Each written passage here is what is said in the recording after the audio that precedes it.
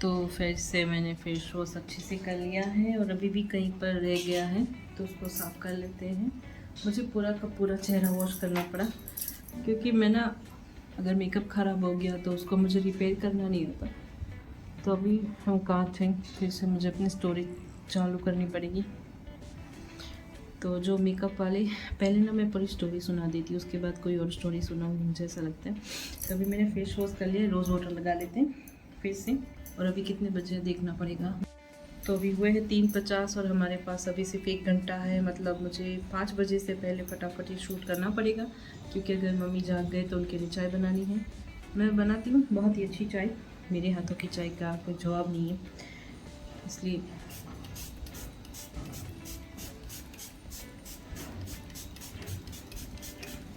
तो चलो हमने रोज़ वाटर लगा लिया और इसको थोड़ी देर रहने देते हैं।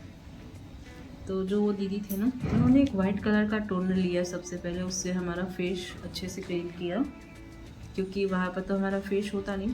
फिर उन्होंने ना ये रेनी का जो ब्लश टाइप था, मैं सोच रही हूँ मैं उसको ट्राई करूँ अभी मॉइस्चराइजर के बाद। अब यहाँ पर तो मेकअप की ज़रूरत भी नहीं पड़ेगी, इतना अच्छा हो गया है। बट मेरी दिन प्रतिदिन ये स्किन काली होती जा रही है, जो नेक की है, पता नहीं क्यों।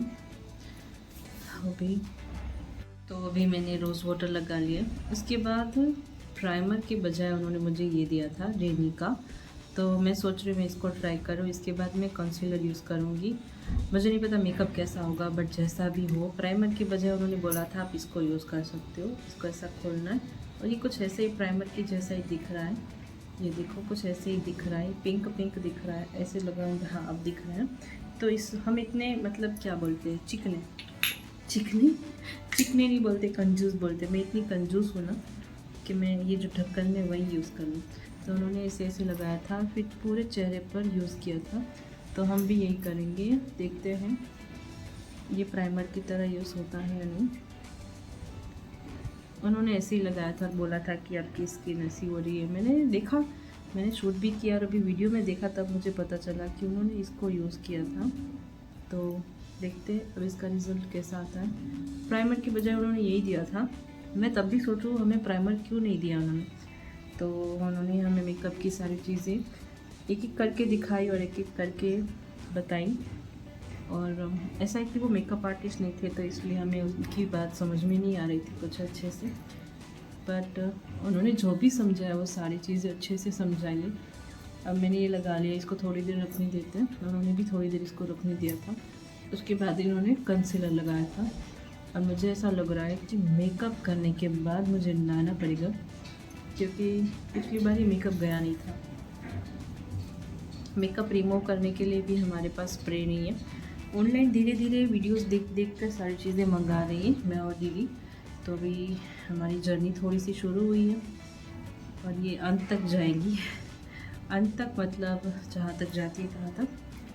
तो हमारी मेकअप वाली स्टोरी ऐसी थी कि हम वहाँ गए, उन्होंने सारी मेकअप की चीज़ें बताई। मेरी आई है 3, साढ़े 3, 4 की और दीदी की आई 5.5, क्योंकि ऐसा है कि 2-3 चीज़ें उससे एक्स्ट्रा चाहिए थी, मुझे नहीं चाहिए थी, उससे चाहिए थी, तो उसने ली है। अब ये देखो प्राइमर की तरह ही यूज़ किया है, तो प्राइमर की तरह अच्छा ही लग रहा है। मैं इसको ट्राई करके देखती हूँ, अगर ये अच्छे से रहेगा ना तो मैं प्राइमर के बजाय इसको यूज़ करूँगी क्योंकि ये दीदी को भी उन्होंने दिया है। दीदी के पास भी कैसा है रैनी का, और दीदी ने तो रैनी की बहुत सारे प्रोडक्ट भी मंगाए, बट वो यूज़ नहीं कर पा रही, अभी उसको टाइम नहीं मिल रहा है। तो अभी इसको थोड़ी देर रहने देते हैं। तो अब कौन सी स्टोरी सुनाऊँ। मेरा वीडियो तो बहुत बड़ा होने वाला है, इसलिए मैं सोच रही हूँ हर रोज़ इसको ना आधे आधे पार्ट्स में काट कर हर रोज़ अपलोड करूँगी, ताकि मेरे व्लॉग्स भी बन जाए मेरे श्रृंगार की, और मेकअप भी हो जाए। मतलब ये मैं 10 मिनट से ज़्यादा नहीं रखूँगी, फिर देखना मेकअप। तो ये प्राइमर की तरह तो लग गया है, तो अभी मैंने सोचा है पहले मैं करेक्टर इसको ट्राई करते हैं। अब सारी चीज़ों को लगाना कैसे है मुझे नहीं पता, बट मैंने सोचा है हमारे फाउंडेशन को हम टैप टैप करेंगे और बाकी सारी चीज़ें इससे करेंगे। ये मेरा फेवरेट ब्रश है, और ये मेरा ब्रश है ना, ये ब्रश मैंने 2000 20 में ही लिया था, सिंपल सा। मैं सारे करेक्टर को, जो ये करेक्टर है ना, इसको ही ज़्यादातर यहाँ पर लगाना है, क्योंकि यहाँ पर ही ज़्यादा डार्कनेस है ना, इसलिए इसको ही लेकर लगाते, क्योंकि ज़्यादातर यहाँ पर है। कौन सी स्टोरी सुनाओ, मुझे भी याद नहीं आई। थोड़ी देर पहले मैंने कौन सी बोली थी, कौन सी सुननी है आप लोगों को?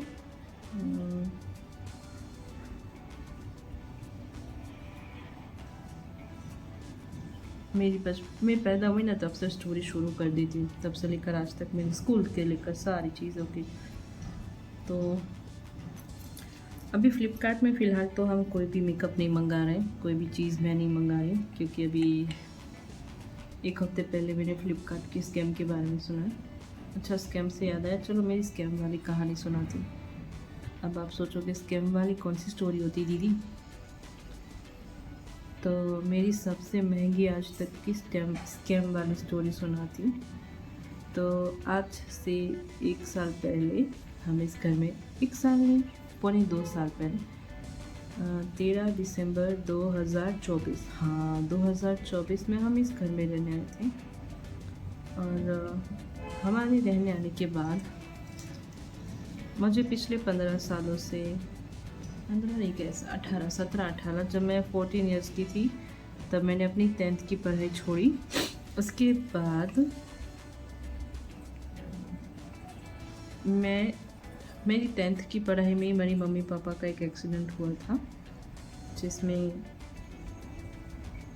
मैं 10th में फ़ेल हो गई हूँ, क्योंकि जो मेरे 6 मंथ की जो एग्ज़ाम होती है ना दिवाली के दिन, मैं अच्छे से दे नहीं पाई थी। और मेरे मम्मी पापा के एक्सीडेंट के बाद मैं अच्छे से ना पढ़ाई नहीं कर पा रही थी, क्योंकि साथ में मम्मी का भी एक्सीडेंट हुआ था। 2 भाई छोटे छोटे, मेरा एक भाई तो तब 7-8 साल का था, 7-8, मुझसे वो पूरे 6 साल 94, हाँ वो मुझसे 6 साल 2 महीने 4 दिन छोटा है, तो वो 7-8 साल का था। उसका ध्यान रखना, मेरे बड़े भाई का, उसकी स्कूल, सारी चीज़ें हमें संभालनी पड़ती थी, मुझे और दीदी को, मेरे को। तो मेरी 10th फेल हो गई मैं, फिर तब से मेरा ट्रॉमा शुरू हो गया। ज़्यादा तो मैं बचपन से ही सोचती थी, बट फेल होने के बाद कुछ ज़्यादा ही मैं बीमार हो गई। और जब हम मम्मी पापा का एक्सीडेंट हुआ था, तब उसके बाद ना मैं 2-3 बार टेबल से गिर गई। टेबल से गिरने के बाद मेरी बैक में पेन शुरू हो गया, मतलब वो लिटरली जब हम पीरियड्स में कैसे क्रैम्प्स आते हैं ना, वैसे ही वो जो हमारी कमर का एक पूरा का पूरा सीधा हिस्सा होता है ना, वो पेन करता रहता। सुबह उठो, सो, रात में 24 आवर्स आप कहीं भी कुछ भी करो, चलते हो, खड़े रहो या फिर नॉर्मल बैठे हो, बैक पेन कर रहा है, अब चल भी नहीं पा रहे। मैंने 13 साल सर्वाइव किया है बैक पेन में। स्टार्टिंग में मैं कहाँ स्टोरी कौन सी सुना रही थी तो मुझे नहीं पता, बट मैं अपनी PCOD पीरियड्स की स्टोरी सुना रही हूँ। चलो मैं वही सुनाती हूँ, क्योंकि मुझे लगता है कि मैं जब पैदा हुई तब से स्टोरी सुनाने बैठूँगी तो मेरे पता नहीं कितने वीडियोस बन जाएंगे। तभी चलो आज मेरे PCOD PMS के बारे में बात करते हैं। तो आज से मैंने 3 महीने पहले अपने डेली ब्लॉग में चैलेंज लिया था 24 ब्लॉग्स को। अभी मैंने क्या लगाया, करेक्टर। अब इसको थोड़ी देर रहने देते हैं, उसके बाद हम लगाएंगे कंसीलर। मुझे लगता है कंसीलर की ज़रूरत नहीं है, बट ट्राई करते हैं। अब इस कंसीलर को अच्छे से लगाना है मुझे। तो हुआ यूँ कि जब मेरी बैक पेन तब से शुरू हो गई थी, उसके पीछे मैंने बहुत सारी दवाइयाँ ली, ऐसी दवाइयाँ, मतलब सबसे पहले मैं सुनाती हूँ। मैं जब मेरी बैक पेन हुआ था ना, तो 1-1.5 साल मैंने ऐसे ही सर्वाइव किया, किसी को बताया नहीं। मतलब बताती थी, जब मैं गुस्सा होती थी, मुझे दर्द होता था, तब मैं कितनी 14-15 साल की थी मैं, क्या ही तब ऐसा था कि मेरे एग्ज़ाम्स, हाँ मैंने कहा था ना मेरी स्कूल की स्टोरी सुनोगे तो बेहोश हो जाओगे। तो चलो मैं पहले काम करती हूँ। मेरी पीरियड्स की जो स्टोरी है, मेरी टेंशन जो मैं बहुत ज़्यादा लेती हूँ, उसकी स्टोरी सुनने से पहले आपको मेरी स्कूल की स्टोरी जाननी पड़ेगी। तो चलो आज मेरी स्कूल की स्टोरी सुनाती हूँ। अब जो लोग व्लॉग देखते होंगे ना, वो कंफ्यूज हो जाएंगे कि ये स्टोरी कितनी सुनाती है। साला दिमाग में ही नहीं आ रहा है कौन सी स्टोरी है, कहाँ शुरू हुई कहाँ ख़त्म हुई। तो चलो मैं अभी से एक नई स्टोरी शुरू कर लूँ। जो मैंने अब तक बोला है ना, वो मैं पूरी स्टोरी करूँगी ना तो उसमें आपको समझ में आ जाएगा, तो यहीं से सुनना सारी चीज़ें। तो मेरा नाम है शीतल, मैं इंडिया गुजरात से हूँ। मैं अहमदाबाद में पैदा हुई हूँ। अहमदाबाद में मैं खुद के घर में, मतलब मेरे पापा ने खुद का घर लिया था, उसमें मैं पैदा हुई हूँ। और उसके 2 साल के बाद, 2 सालों में ही रहे, मैं 2 साल की हुई, 2 साल के बाद मेरा भाई, उसका जन्म हुआ, मेरा छोटा भाई। मेरे 2 भाई, उसमें से छोटा बड़ा मैं उससे बड़ा भाई कहती हूँ। मेरा बड़ा भाई, मेरा छोटा भाई, वो मेरा छोटा भाई सबसे छोटा है। मेरा बड़ा भाई वो मुझसे 2 साल 2 महीने और 4 दिन छोटा है। उसका 20 अक्टूबर है, मेरा 18 सितंबर है, इसलिए 4 दिन हो गए ना। तो बचपन से ही हमारे स्कूल में ऐसा होता था कि जब मेरा भाई पैदा हुआ, उसके बाद 2 साल के बाद, जब मैं 4 साल की थी, मेरा भाई पैदा हुआ। उसके 4 साल बाद, 3-4 साल बाद, तब तक मैं 5 साल की हो गई। मैं 4 साल की उम्र में स्कूल जाने लगी थी। अब स्कूल जाती थी क्यों, मैं बताती हूँ। मेरी दीदी, अब मैं यहीं पर कंसीलर लगा लेती हूँ फटाफट से। तो ये कंसीलर है जो मैं लगा रही। मैंने एक बार तो मेकअप ख़राब कर दिया, दूसरी बार प्लीज़ ना हो। तो मेरी दीदी स्कूल जाती थी, वो मुझसे 2.5 साल बड़ी है, तो मैं उसके पीछे पीछे चली जाती थी। मतलब हम तब भी हमारा स्कूल घर के पास ही था, बहुत ज़्यादा दूर नहीं था। नर्सरी कितनी दूर होगी, मेरी दीदी 2.5 साल मुझसे बड़ी। तो जब मेरी दीदी, तब ऐसा था कि बच्चों को ना बाल मंदिर नहीं था। तब जब मेरा छोटा भाई पैदा हुआ ना, उसके बाद बाल मंदिर आया। तो मैं मेरी दीदी के पीछे पीछे भाग कर स्कूल चली जाती थी। मेरी मम्मी ढूंढती थी कि ये बंदी गई कहाँ, मतलब मैं गई कहाँ। फिर जो गली में औरतें होती है ना, जो गेट पर खड़े रहते हैं और देखते हैं किसके घर में क्या चल रहा है, उनमें से किसी एक ने बताया कि आपकी बेटी तो आपकी बड़ी बेटी के पीछे पीछे भाग कर चली गई है, वो गई है स्कूल। मेरी मम्मी स्कूल मुझे लेने आई। फिर मैं रोज़ ऐसा करती थी, तो मेरी मम्मी ऐसे थक के उन्होंने ना मुझे स्कूल में बिठा दिया। तो 4 साल की उम्र में मैंने फर्स्ट, मतलब बोले तो फर्स्ट ईयर की एग्ज़ाम दे दी और मैं पास भी हो गई थी। क्योंकि तब ऐसा एजुकेशन का था नहीं ना कि बच्चों को पढ़ाना है, बच्चों पे ध्यान देना है। मतलब ऐसा था कि पास कर दो, बच्चे आगे जाएंगे तो अपने आप होशियार हो जाएंगे, नहीं होंगे तो हमारा क्या। मतलब पहले भी एजुकेशन में ऐसा ही सोचते थे, मुझे ऐसा लगता है। नहीं तो जो पहले के टीचर्स थे ना एजुकेशन में, उनको एजुकेशन की नॉलेज थी, बट जो दूसरे वाले होते हैं ना फ्री फंड में, कोई प्लीज़ बुरा मत मानना, ये मेरी रियल लाइफ स्टोरी है। मैं 4 साल की थी तब मुझे फर्स्ट स्टैंडर्ड में पास कर दिया था। मतलब तब मुझे नहीं पता कि मैं तब होशियार थी या नहीं। मतलब ये बताओ, फर्स्ट स्टैंडर्ड में एक बच्चे को कितने रैंक्स आने चाहिए, मतलब 50 तो आनी चाहिए या फिर 40 आने चाहिए, मुझे नहीं पता कितने हैं। क्योंकि तब मेरे पेरेंट्स को ना ऐसा नहीं था कि बच्चों की जो मार्कशीट हो संभाल के रखनी चाहिए। जब वो मैं 8 में आई ना, जब मैंने बताया था कि मैं अहमदाबाद में पढ़ती थी 8 में, मेरे उस साल में एजुकेशन के बारे में मुझे ऐसी ऐसी चीज़ें पता चली है। तब तक ना मैं पढ़ने में ध्यान ही नहीं था। मैं 8 में गई, उसके बाद मुझे पढ़ने का इतना मन हुआ, मेरा वो पूरा साल इतना अच्छा गया।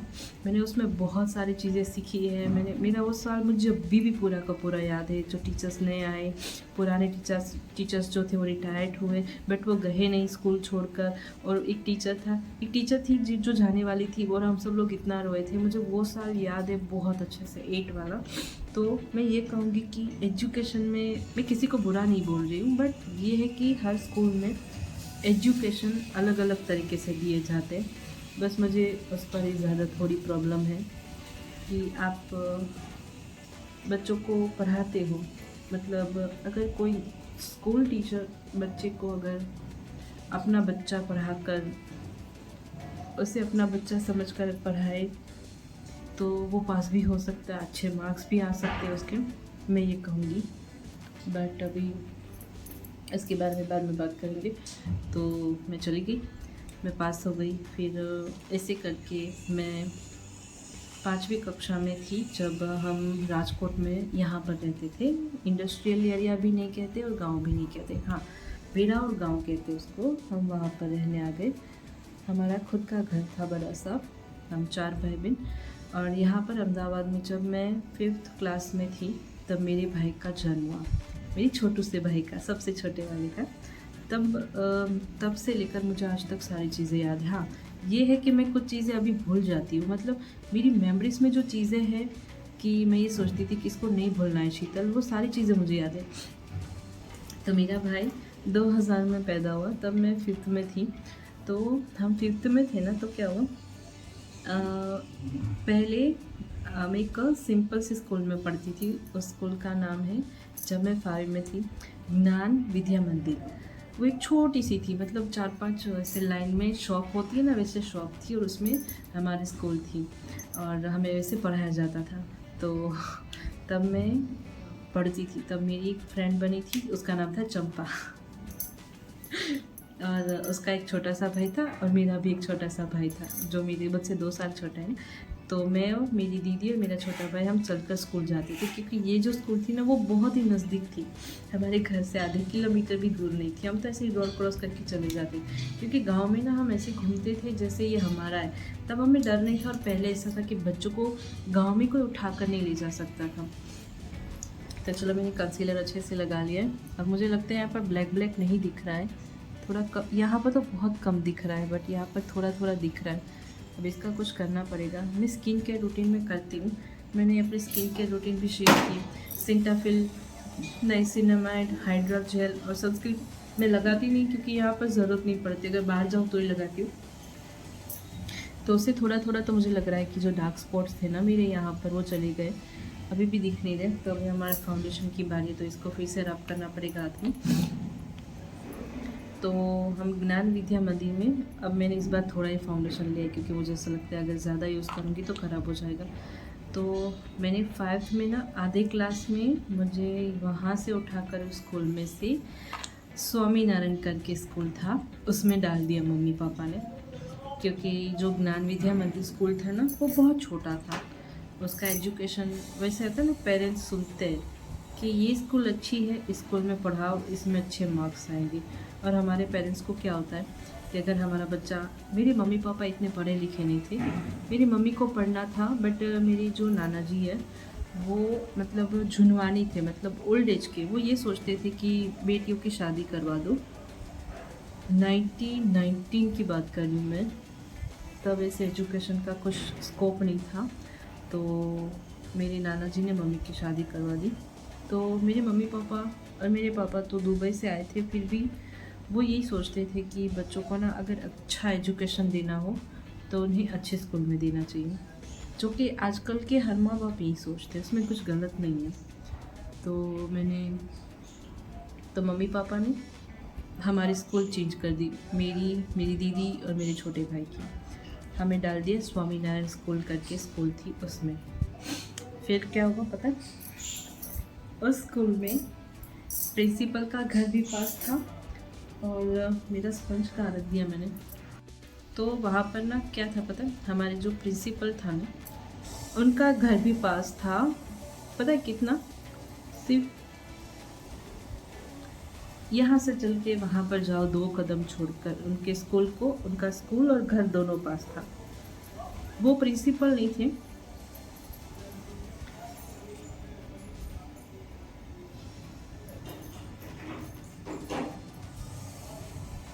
तो मैंने पहले स्पंज कर लिया है। अभी मेरा छोटा भाई आया था, वो भी जा रहा है, तो यहाँ पर टिश्यू पेपर लेने आया था, तो वो भी जा रहा है। मैं थोड़ा फिर फाउंडेशन जो बचा है ना वो यहाँ से लेकर, मुझे ऐसा लगता है कि ये साइड है ना मेरी, और उसमें और इसमें थोड़ी डिफरेंस है, पता नहीं क्यों। तो हमारे जो प्रिंसिपल थे वो स्ट्रिक्ट नहीं थे, ये वाले। जो मुझे ना ज्ञान विद्या मंदिर के जो प्रिंसिपल थे ना, मुझे वो याद नहीं है वो कैसे दिखते थे, बट जो स्वामीनारायण स्कूल के थे ना, उनकी वाइफ और हस्बैंड दोनों प्रिंसिपल थे। उनकी वाइफ पढ़ी लिखी थी, इस वजह से उन्होंने स्कूल खोला था, बट चेयर पर हमेशा उनके हस्बैंड बैठते।